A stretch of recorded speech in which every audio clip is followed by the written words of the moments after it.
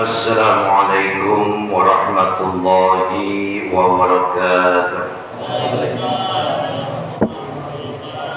Bismillahirrahmanirrahim. Alhamdulillahirabbil alamin wassalatu wassalamu ala asyrafil anbiya'i wal mursalin sayyidina wa maulana Muhammadin wa ala alihi wa sahbihi ajma'in, amma ba'du. Qala Allah Ta'ala fi kitabil karim wa huwa asdaqul qa'ilin. A'udzu billahi minasy syaithanir rajim. Bismillahirrahmanirrahim. Qayyiman liyundhira ba'syan syadidan min ladunhu wa yubashshiral mu'minina alladhina ya'maluna as-salihati anna lahum ajran hasanah. Al-ayat. Sadaqallahul azim. Yang sama-sama kita muliakan, kita hormati Ketua DKM Masjid Al-Ikhwan, yaitu Bapak Ustaz Amin Syuhadi. Mudah-mudahan beliau senantiasa diberikan kesehatan oleh Allah Subhanahu wa Ta'ala. Allah panjangkan umurnya, Allah luaskan rezekinya, sukses selamat dunia dan akhiratnya, amin ya rabbal alamin. Wa akhirina kiram Bapak Ustaz Afifuddin dan juga Bapak Ustaz Naim, yang juga keduanya mudah-mudahan senantiasa diberikan kesehatan dari Allah Subhanahu wa Ta'ala. Allah panjangkan umurnya, Allah luaskan rezekinya, sukses selamat dunia dan akhiratnya, amin ya rabbal alamin. Hadirin wal hadirat, bapak-bapak, ibu-ibu, adik-adik remaja yang kesemuanya mudah-mudahan dirahmati dan dimuliakan oleh Allah Subhanahu wa Ta'ala, amin ya rabbal alamin. Masih dalam pembahasan perihal tentang Dajjal, ya.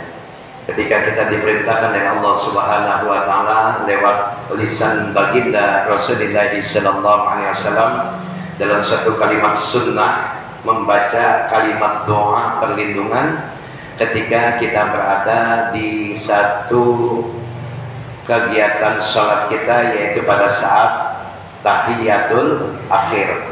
Allahumma inni a'udzubika min azabi jahannam wa min azabil qabri wa min fitnatil mahya wal mamat wa min fitnatil masihid dajjal. Ini kita diperintahkan oleh Allah Subhanahu wa Ta'ala, satu di antara kalimat perlindungan yang ada, yaitu kita berlindung kepada Allah dari masihid dajjal, turunnya yang namanya dajjal.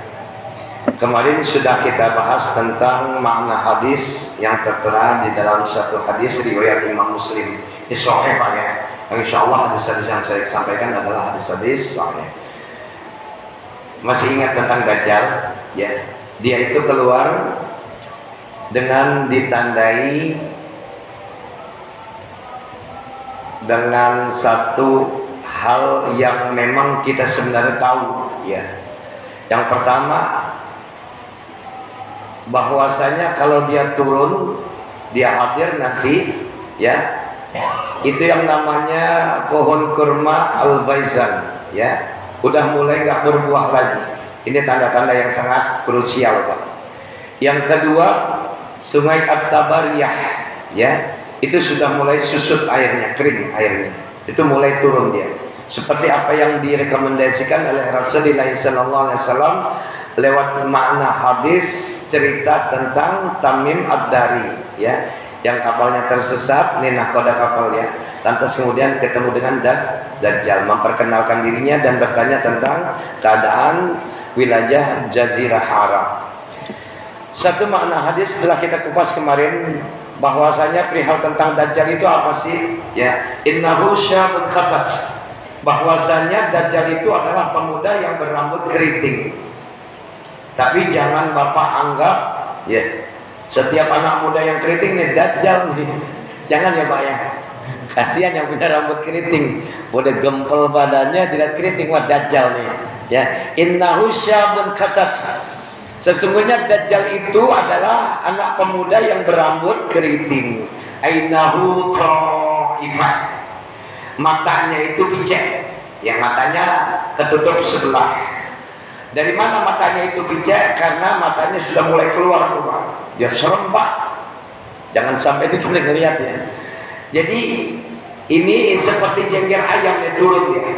Ya, bekas imbas daripada ad-dukhon, asap dukhon. Nanti kita malam itu semua peristiwa. Keluarnya yazud ma'zud, keluarnya angin dukhon, itu kita akan mengalami. Allahu a'lam umur kita sampai enggak. Tapi nanti ketika kita ada di alam kubur pun, imbas dari Al-Masih Dajjal juga akan kita alami. Ya.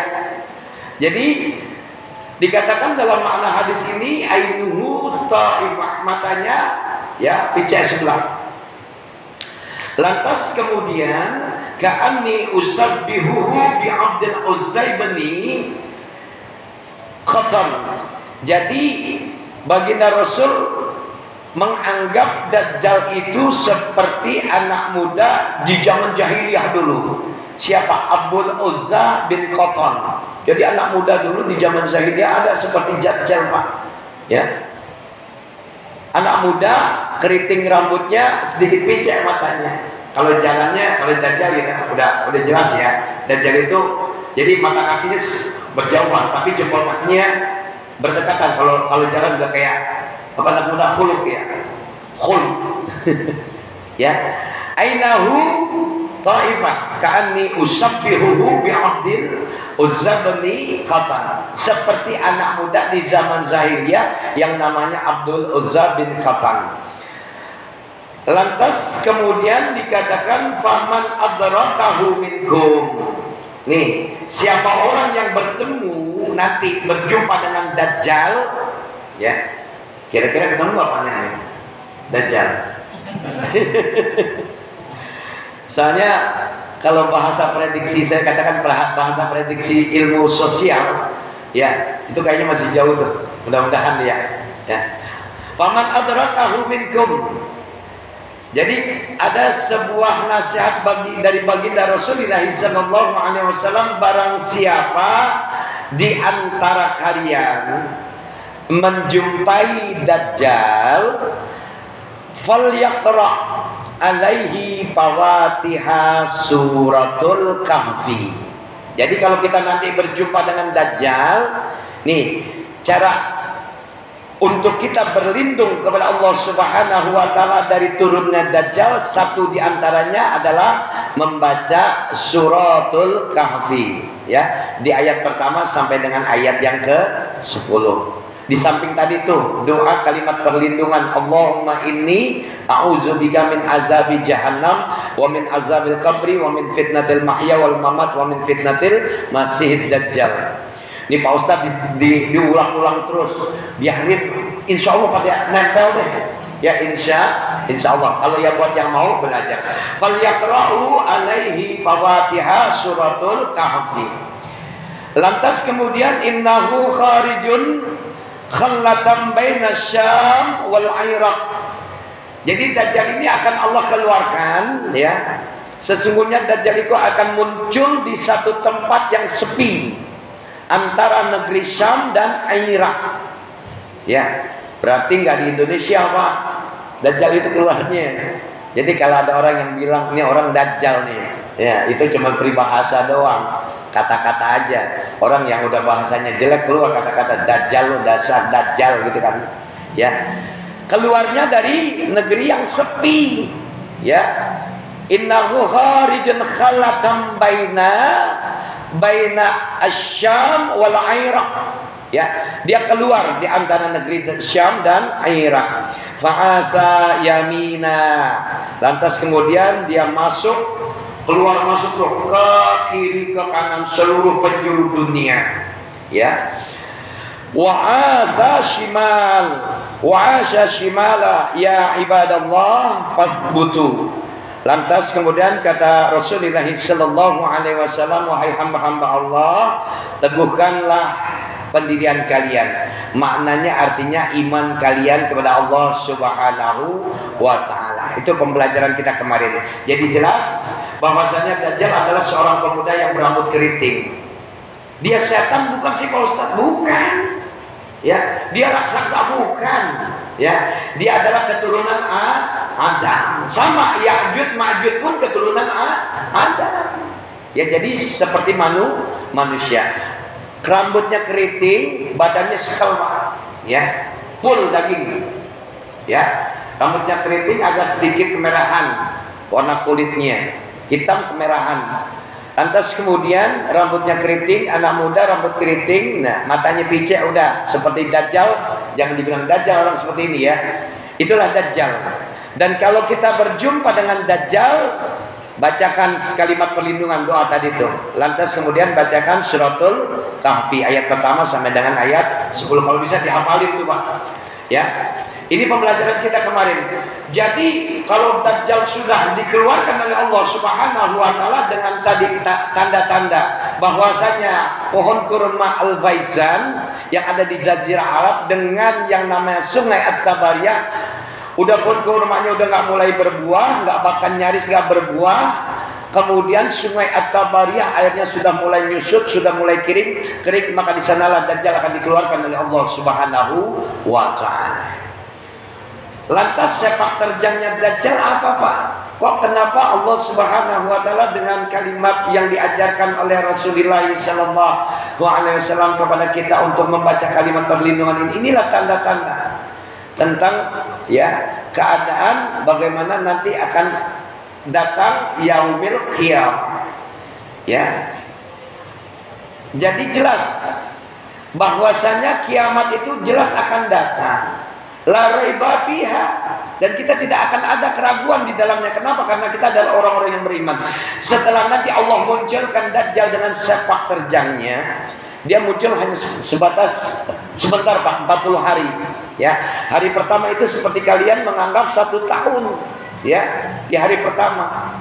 Hari kedua seperti sebulan, seperti seminggu, seperti hari biasa lanjutnya. Jadi 40 hari.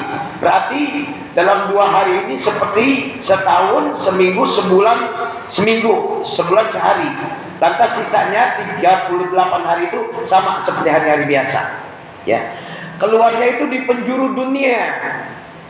Jadi Dajjal akan memasuki semua lapisan dunia kecuali 2, yaitu Makkah dan Madinah. Yang nggak bisa secara zohir badannya Dajjal pun nggak bisa masuk. Bahkan hakikat daripada ilmu sihirnya nggak bakalan bisa masuk dengan 2 kota ini. Jadi makanya orang-orang yang punya duit nanti Pak, orang-orang yang banyak duitnya ya, orang bilang nggak tahu deh. Jadi orang-orang yang banyak duitnya mempersiapkan dirinya biar selamat. Nanti mendekati kiamat, mendekati turunnya Dajjal, dia lari itu pindah ke negara Makkah Al-Mukarramah biar selamat dari yang namanya gangguan Dajjal. 2 kota ini semuanya akan disinggahi oleh yang namanya Dajjal. Dan hati-hati Pak, buat orang-orang yang lemah imannya, buat mereka orang-orang yang punya banyak masalah, ketika Dajjal dikeluarkan oleh Allah Subhanahu wa taala, ini menjadi sebuah gangguan yang teramat sangat besar.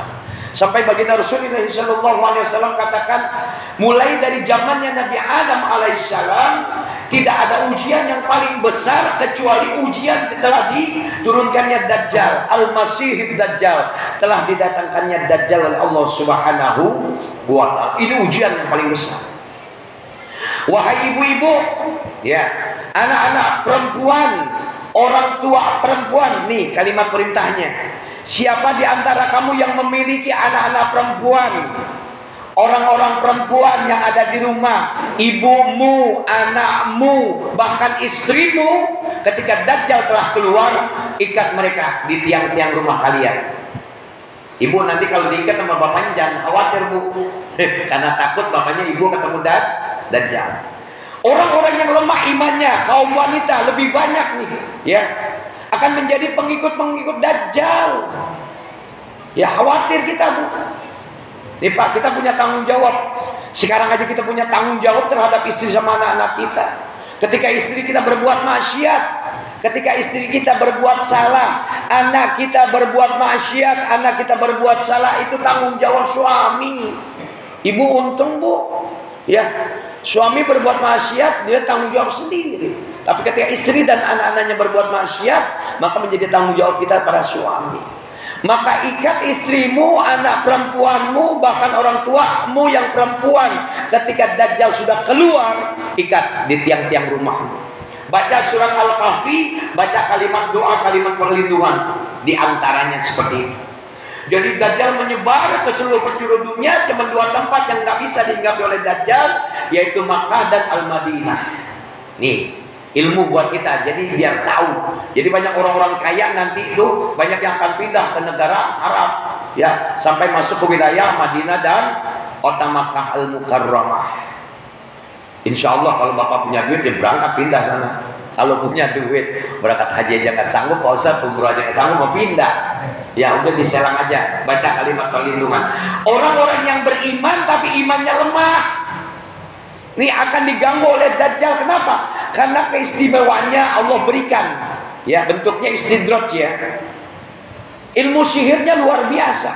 Itu Dajjal datang nanti ke seluruh penjuru dunia seperti da'i, seperti ulama, seperti mubalik, memberikan kalimat-kalimat nasihat bahwasanya Islam di zaman akhir ini udah banyak ujian. Islam sudah mulai kendor, udah mulai runtuh, udah mulai diambang pintu kehancuran. Ini memang tanda-tandanya seperti itu. Nasihatnya seperti seorang ulama. Ya, setiap dia datang banyak pengikutnya. Sampai dikatakan oleh baginda Rasulullah sallallahu alaihi wasallam bahwasanya mereka para jin, mereka para setan yang dilaknat oleh Allah Subhanahu wa taala, dukun-dukun, orang-orang yang kafir, orang-orang yang ingkar sama Allah, ketika Dajjal dikeluarkan oleh Allah Subhanahu wa taala, mereka semuanya berhikmat. Nauzubillah summa nauzubillah. Nih hati-hati orang-orang perempuan yang kendor imannya. Mereka orang-orang yang mengikuti Dajjal. Mereka orang-orang yang imannya lemah. Lantas kemudian imannya copot pada saat itu percaya dengan kekuatan sihir Dajjal. Pada saat dia beriman sama Dajjal, hari itu imannya rontok, ditolak imannya oleh Allah Subhanahu wa taala, diazab sampai datangnya yaumil akhir, masuk ke dalam nerakanya Allah Azza wa Jalla. Nauzubillah summa nauzubillah. Ini ujian yang amat besar, Pak. Jadi nggak ada ujian ketika ujian yang paling besar nggak ada ketika zamannya Nabi Adam sampai ketemu Nabi Muhammad Sallallahu Alaihi Wasallam, nggak ada ujian yang paling besar kecuali ujian telah didatangkannya, telah diturunkan Dajjal, Al-Masih Dajjal. Paham sampai di sini, Pak ya? Nih, jadi kekuatan Dajjal itu apa? Sihir sebenarnya. Allah hadirkan kekuatan untuknya. Surga menjadi neraka, neraka menjadi surga, kanan jadi kiri, kiri jadi kanan. Apa yang dikatakan terbalik semuanya. Kenapa? Karena Dajjal ini dikatakan sebagai Al-Kazab, pembohong besar, ya, pendusta besar. Jadi kalau orang-orang yang imannya lemah percaya. Kenapa? Karena fata morgana semuanya. Ketika Dajjal menunjuk ke atas langit, turun hujan. Wahai langit, turunkan hujan, turun. Dengan sebuah kekuatan sihirnya. Buminya Allah ketika ditunjuk, wahai bumi, keluarkan semua apa yang ada di dalam kandungan bumi. Keluar semua, emas, perhiasan, uang logam, semuanya dikeluarkan. Ini bentuk daripada sebuah kekuatan sihirnya. Maha dahsyatnya sihirnya Dajjal, laknatullah alaihi. Jadi nanti semua kota dikunjungin, Pak. Jadi dalam satu makna hadis juga dijelaskan bahwasanya satu hari ketika Dajjal ini turun, itu dia datangi satu kota yang orang-orang di dalamnya itu adalah orang-orang yang beriman kepada Allah Subhanahu wa taala. Contoh umpamanya kampung Serang. Ya, mereka orang-orang yang taat kepada Allah Subhanahu wa taala, imannya cakep, istiqomah kepada Allah Subhanahu wa taala. Banyak pengajian di dalamnya, gemah ripah Allah jinawi di dalamnya. Kehidupan masyarakatnya makmur. Tiba satu saat di mana Dajjal telah datang. Ini menjadi sebuah satu hal huru-hara yang sangat besar, Pak. Didatangi mereka para ulama yang ada di tempat itu, Pak. Nih, dalam makna hadis diceritakan di sini. Semuanya didatangin, lantas kemudian diberikan satu tawaran, mau ikut nggak? Kalau mau ikut, semuanya akan dibuat makmur oleh Dajjal. Laknatullah alaih. Kalau mereka para ulama yang pada saat itu nggak percaya, lantas imannya masih kokoh, teguh, dibunuh. Nauzubillah summa nauzubillah. Dan kalau dia melihat satu kehidupan yang imannya kepada Allah Subhanahu wa taala untuk masyarakatnya yang kokoh imannya, tetap istiqomah, diganggu oleh Dajjal laknatullah alaih. Ya. Jadi dikatakan oleh Dajjal, kalau kalian enggak beriman, aku ini adalah nabi terakhir. Dia mengaku sebagai nabi terakhir, dan aku ini adalah Tuhan kalian. Kalau ada orang yang udah ngomong seperti itu, nih Dajjal nih. Bakal calon Dajjal. Dulu ada kan yang namanya Tuhan, ya, di zamannya Lia Eden ya. Ya, polisi bisa nangkap. Polisi bisa nangkap apa? Malaikat. Hebat kan polisi Indonesia. Ya, ada yang namanya Nabi ngaku dari Bogor. Ya, Nabi dari Bogor, Pak. Ada juga dari Bogor, Talas ya, Bu. Ada dari Ciamis. Terus ada lagi Nabi yang ngaku dari Tugimin. Tugimin dari mana tuh? Daerah Jawa. Ya, kalau kata Ustaz Tila kagak enak banget selawatnya. Ya, kalau kita kan enak ya. Ya Nabi salam alaika, ya Rasul salam alaika, ya Habib salam alaika, salawatullah alaika. Pas pada kalimat ya Muhammad diganti ya Tugimin. Kira-kira kayaknya gimana, Pak? Konyol banget ya. Ngaku dia dirinya Dajjal laknatullah adalah pengganti Nabi Muhammad SAW. Mengaku dirinya sebagai Tuhan. Hingga dia hadirkan, dia nampakkan surganya Allah, dia nampakkan nerakanya Allah. Sampai datang satu ketika seorang yang namanya anak muda. Ini Dajjal sebelumnya datang kepada satu wilayah yang beriman kepada Allah Subhanahu wa taala. Lantas mereka nggak percaya dengan yang namanya Dajjal, dibikin tuh satu wilayah hancur sehancur-hancurnya. Dibuat melarat kehidupannya, dan apa yang ada di dalam tanah warga setempat itu dikeluarkan oleh Dajjal laknatullah alaih. Bayangin, Pak, itu kalau bumi ditunjuk, keluar wahai bumi, keluarkan seluruh harta benda yang ada di dalamnya. Keluar emas, permata, semua yang ada di dalam bumi ngikut sama Dajjal, Pak. Ikutin. Bayangin itu, saking hebatnya sihir, tipu muslihat, pendusta besar. Ya, sampai orang-orang yang imannya lemah ikut. Ya, ibu-ibu ikut, orang-orang yang lemah imannya ikut, apalagi kafir. Ya, orang-orang yang ingkar kepada Allah Subhanahu wa taala. Lantas kemudian sebagai buat perenungan untuk kita semuanya, pembelajaran buat kita. Satu makna hadis ingin saya sampaikan juga dalam kesempatan kali ini. Apa yang dijelaskan dalam makna hadis riwayat Bukhari dan Muslim ini, ya. Sahih lagi, Pak, ya. Wa yamurru bil kharibah. Lantas Dajjal ini memasuki satu negeri yang hancur, ya. Jadi dibuat hancur tuh negeri, ya. Lantas kemudian wa yaqulu laha, kemudian apa? Kemudian Dajjal mengatakan akhraju kunuziki, keluar kau semua, keluarkan wahai bumi semua harta simpananmu, keluar tuh semua. Lantas kemudian apa? Fatatsba'uhu kanuzuha kaya'asiban nahal. Lantas kemudian itu harta yang ada di dalam buminya Allah keluar mengikuti Dajjal seperti apa? Seperti lebah, ya. Ya, kayak asiba an-nahl, seperti lebah. Jadi kayak gimana ya, Pak? Jadi kalau udah Dajjal pergi ngikut tuh. Seperti tahun gimana sih? Tahu kan kalau tahun lu terbang rame-rame gitu. Allah karim.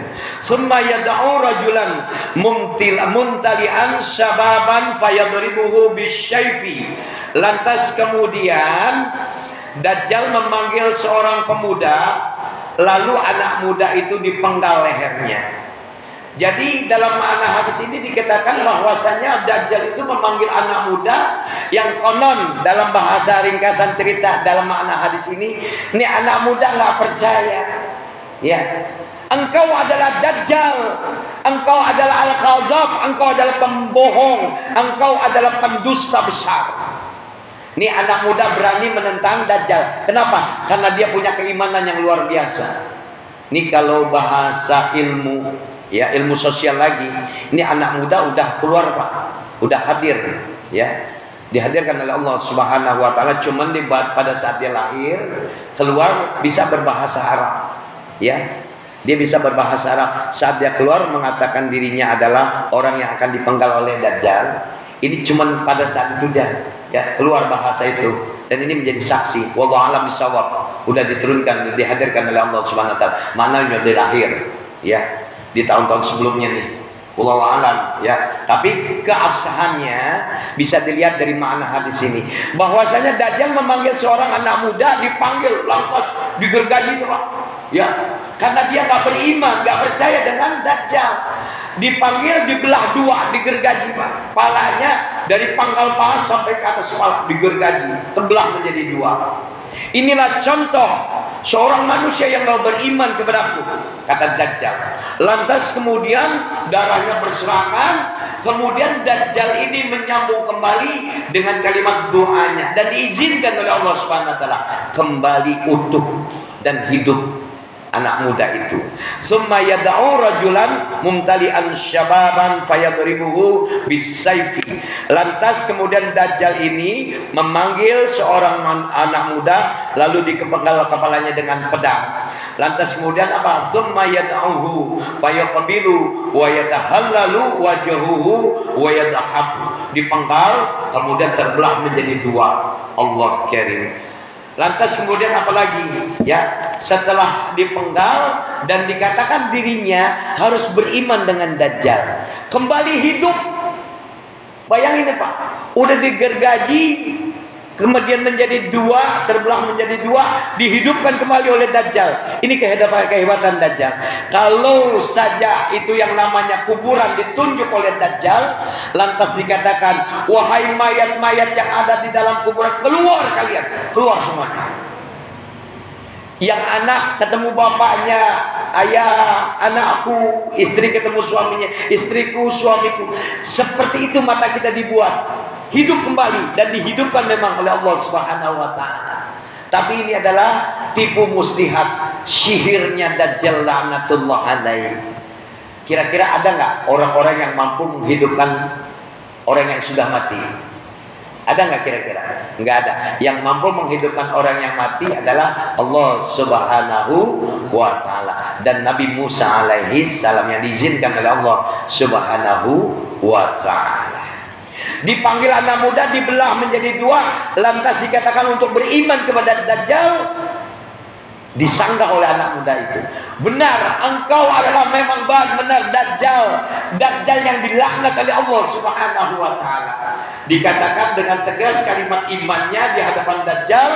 Dia yakin bahwa yang membelah itu adalah Dajjal, dan ketika saat itu kalimat itu keluar dari anak muda, Dajjal sudah tidak memiliki kekuatan. Ya, artinya apa?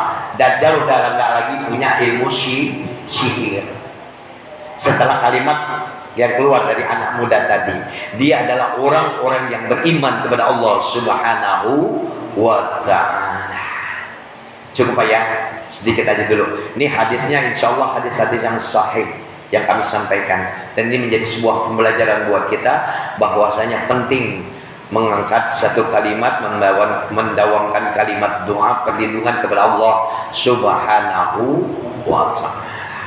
Ini segini aja udah setengah jam Pak. Ya, ada yang mau ditanyain nggak kira-kira? Jangan malu-malu Pak.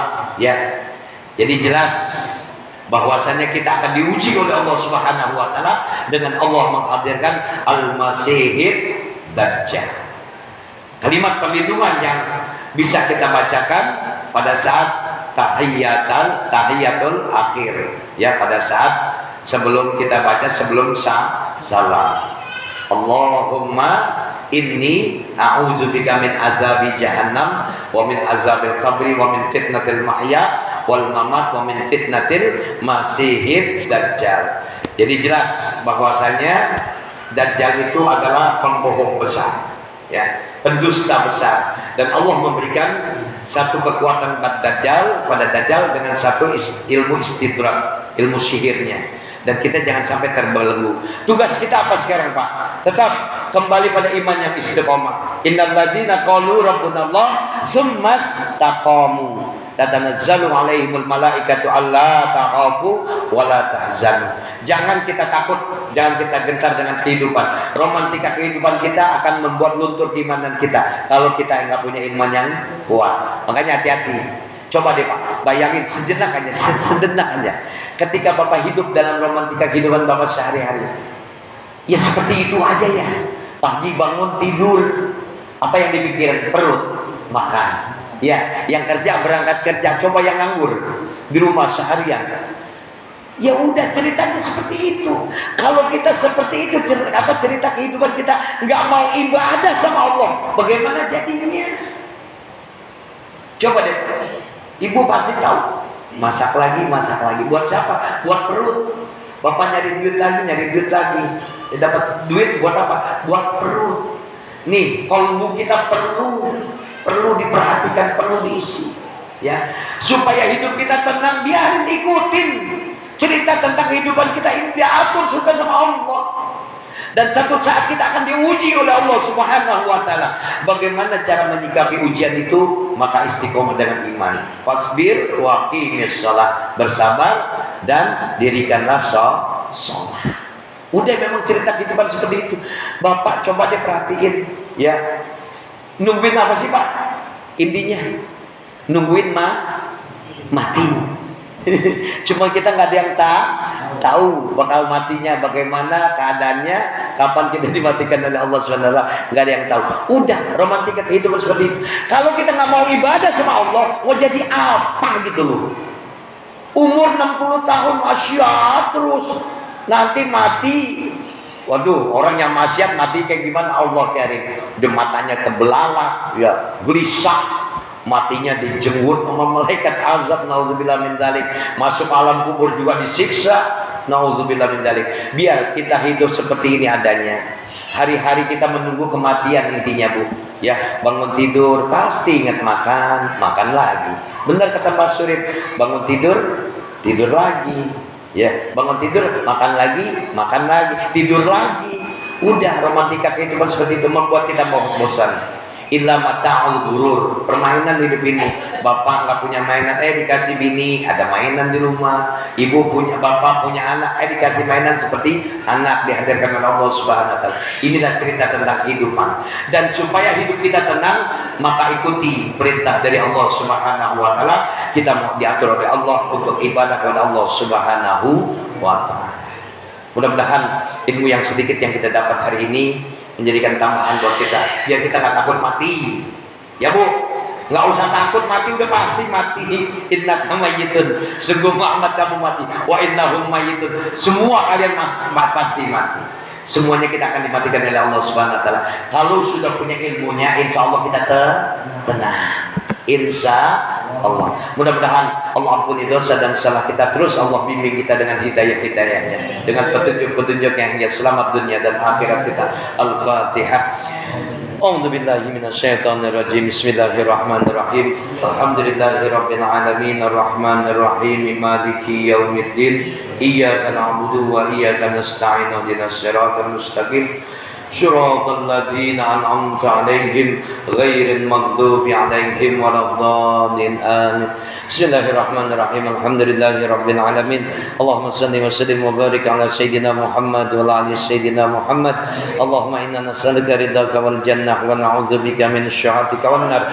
Allahumma aghnina bil ilmi wa zayyinna bil hilmi wa akrimna bit taqwa wa jamilna bil afiyah fid din wad dunya wal akhirah bi rahmatika ya arhamar rahimin. Allahumma ahsin akibatana fil umuri kulliha wa ajirna min khizyid dunya wa azabil akhirah. Rabbana atina fid dunya hasanah wa fil akhirati hasanah wa qina azaban nar. Sallallahu alaihi Muhammadin wa alihi washabihi ajmain. Walhamdulillahi rabbil alamin. Terima kasih, mohon maaf. Kita tutup dengan doa kafaratul majlis. Subhanakallahumma wa bihamdika asyhadu an la ilaha illa anta astaghfiruka wa atubu ilaik. Assalamualaikum warahmatullahi wabarakatuh.